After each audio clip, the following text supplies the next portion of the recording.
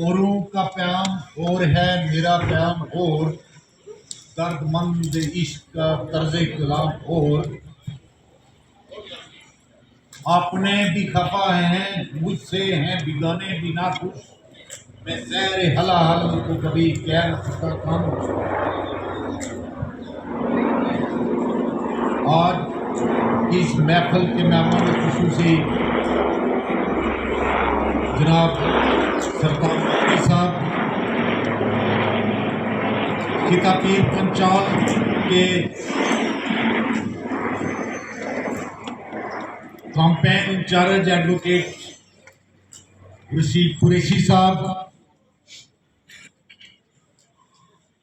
मेरे अजीज नदीम खान साहब व वसीम खान साहब, मुस्तफा साबिर साहब,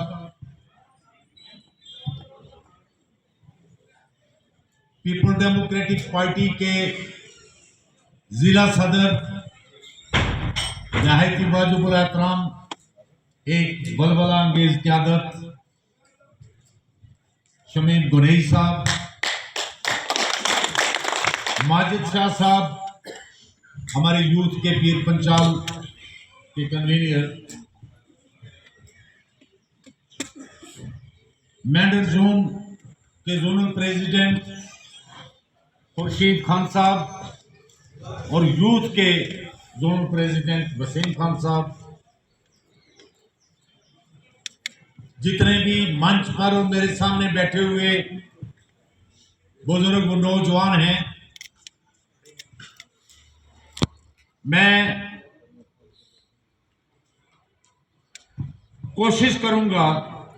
कि जो बातें हो चुकी हैं उनकी तारीफ करते हुए चंद बातें आपके साथ करूं, ज्यादा वक्त ना दूं। लेकिन यहां तादाद नौजवानों की भी है और तजर्बाकार जमाना देखे हुए बुजुर्गों की भी है। वक्त की नजाकत, आने वाले हालात को मद्देनजर रखते हुए कुछ बातें करनी भी लाजम है, इसलिए क्या करीब जिस सियासी जंग के लिए आप हजरात को सफारा होना है, आपके पास अपनी जमात, अपनी क़यादत के हवाले से बहुत मवाद है। इतना मवाद है कि शायद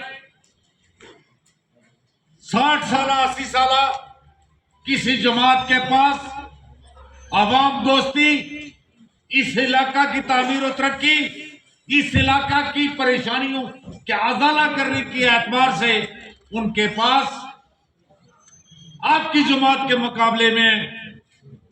ना के बराबर मवाद है, बल्कि बहुत सारी ऐसी जमातें हैं कि जिनके पास कहने के लिए कुछ नहीं है। उन बातों का, चाहे आपके डिग्री कॉलेज हो, आपके हायर सेकेंडरीज हो, आपके बाबा गुलाम शाह बादशाह यूनिवर्सिटी हो, मुगल रोड हो, और हेल्थ सेक्टर को इस दूर दराज इलाका में फरोग बख्शने के लिए मुफ्ती साहब की एक देरीना ख्वाहिश, एक कोशिश, जिसके तौर पर आपके इस खिता में मेडिकल कॉलेज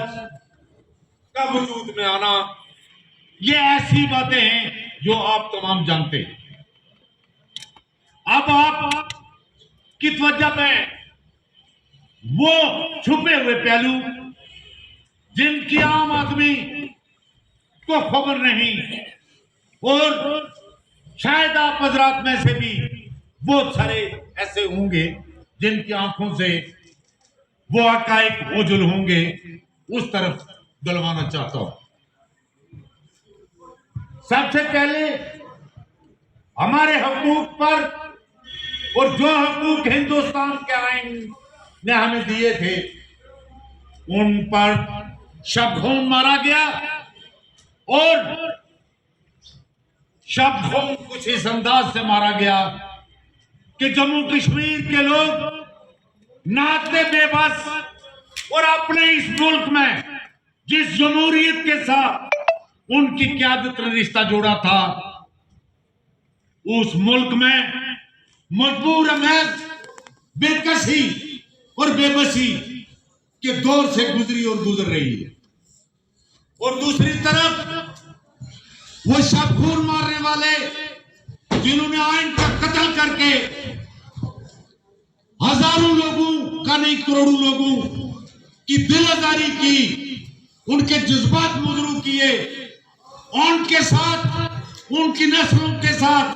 किए हुए वादे वो मुजरू किए, खत्म किए, वो आज तक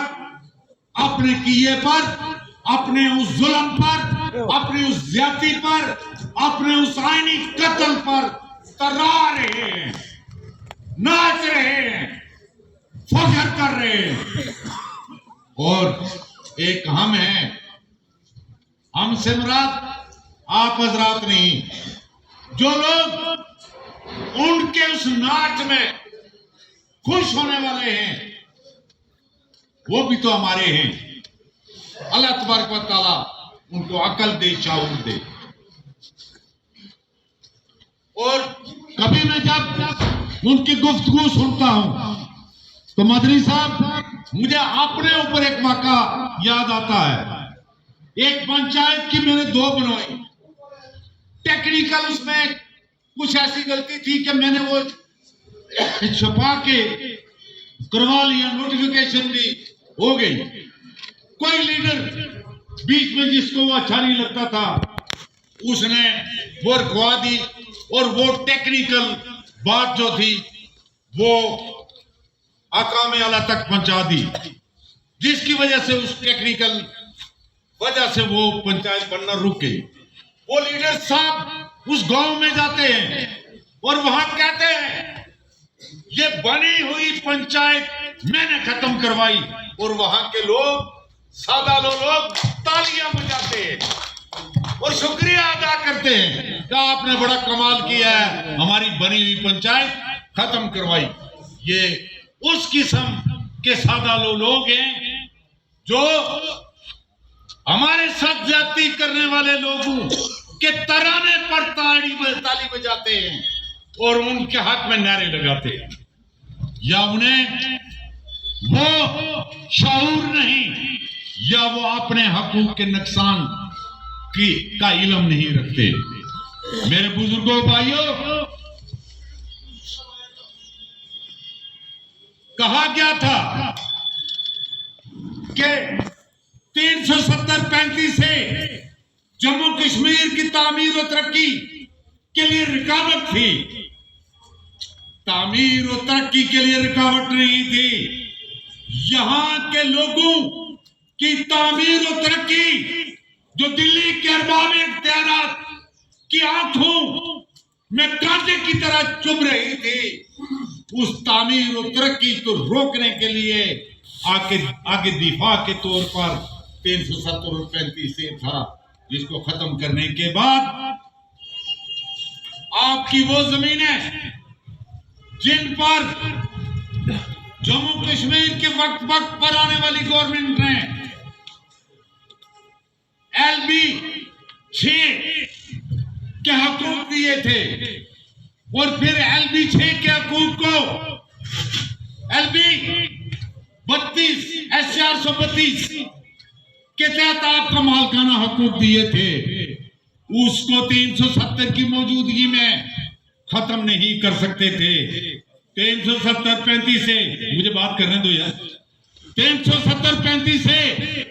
को खत्म करने के बाद S-432 और LB 6 पर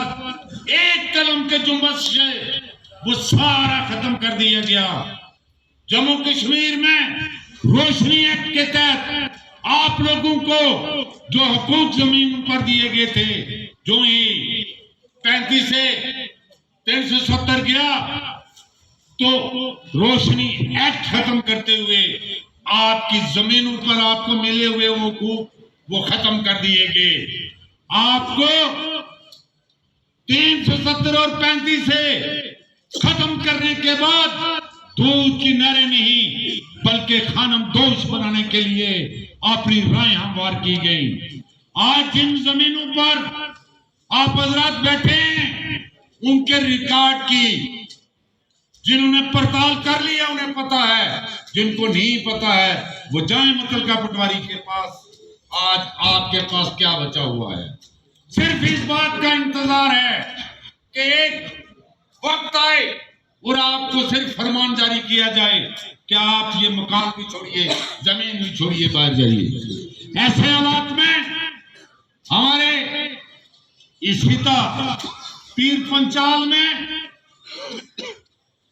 पीपल डेमोक्रेटिक पार्टी के बानी के इस इलाके में कदम रखने से कबल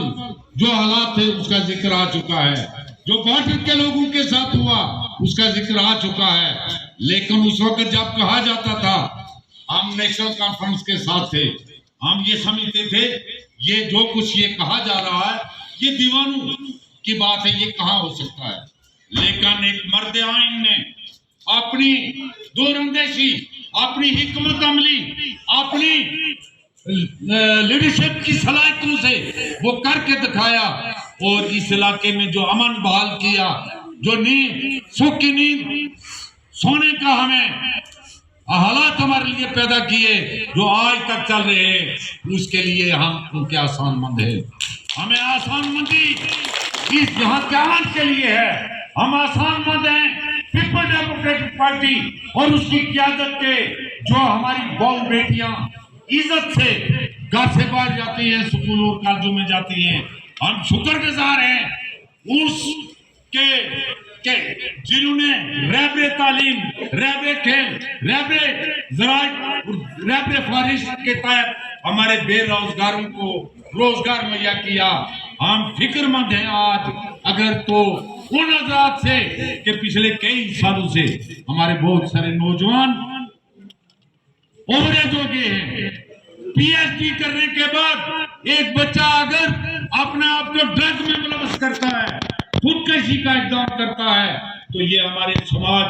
के साथ कितनी बड़ी ज्यादती है और उसकी जिम्मेदार आज के अरबाब इख्तियारात है। हमारे जो लोग पेंशनर थे, बुजुर्ग लोग थे, अपाज लोग थे, मैंने खुद अपनी आंखों से देखा कि अदालतों में वो करानी करके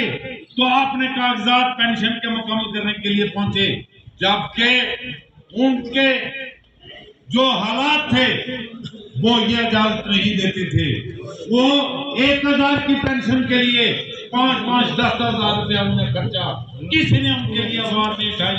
इस खिते के तूर पर मोहतरमा महबूबा मुफ्ती जी ने कहा